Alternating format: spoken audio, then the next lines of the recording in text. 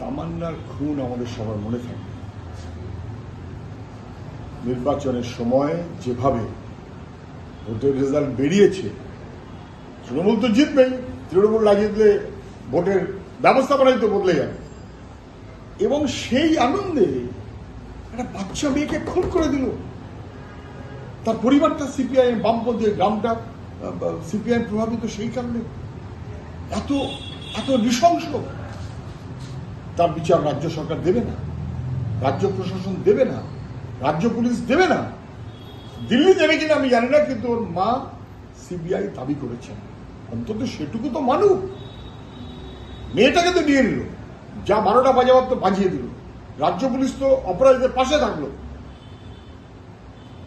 সন্তান হারা মা সিবিআই দাবি করেছে, তার কোনো অপরাধ নেই, এটাও মানবে না সরকার। মুখ্যমন্ত্রী তার বাসভবনে কেউ গিয়ে টেনে চর মেরেছে, চর মারার মতন কোনো কারণ কথা থাকতে পারে, কিন্তু মুখ্যমন্ত্রী তার নিরাপত্তার কোয়েশ্চেন আছে, তাকে চর মেরে দেবে কেন?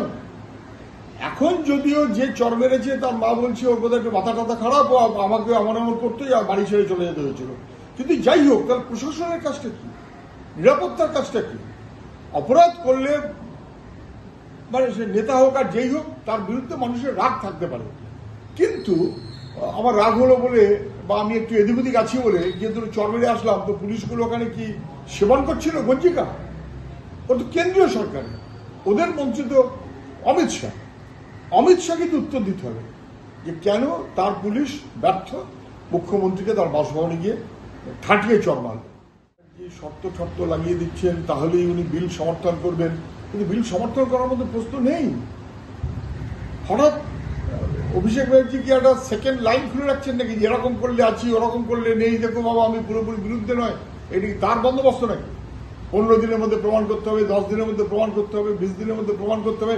ওরা 10-15 দিনে প্রমাণ করবে কি করে? বরং চার্জশিট দেওয়ার টাইমটাকে বাড়িয়ে দিয়েছে, কমিয়ে দেওয়ার প্রশ্ন দূরে থাক। এটা আমার নিজের ধারণা।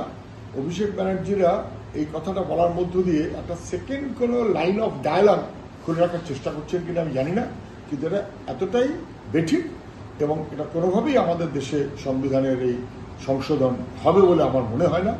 নানান প্রক্রিয়া আছে, সেই প্রক্রিয়ার মধ্য দিয়ে বিরোধী দলগুলো যাবে। শুনতেও খারাপ লাগছে, ভাবতেও খারাপ লাগছে যে সন্তান হারা মা বাবা অভয়াকাণ্ড বিচার পায়নি,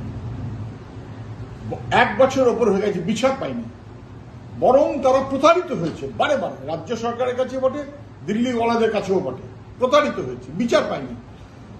এবং তার বিরুদ্ধে এখন মানহানির মামলা করছেন তৃণমূলের কুণাল ঘোষ।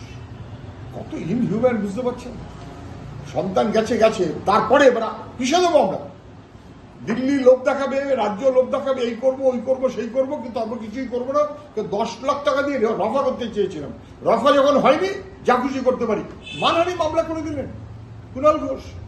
এটা খুব সংবেদনশীলতার চাইতে বহু দূরে অসংবেদনশীল মনোভাব, এবং এটা কখনোই বাংলার কোনো মানুষ এটাকে ভালোভাবে নেবেন না। আমি জানি না যদিও কুণাল ঘোষের আবার মানহানি কি করে হয় আমি জানি না, উনি যত্রতত্র যাকে তাকে যেমন তেমন বলে খুশি হন, তাহলে ওকেও যদি কেউ কিছু বলে তাহলে আসলে খুশি হয় যে কদিন বেশ আমার নামটা বাজারে ঘুরবে।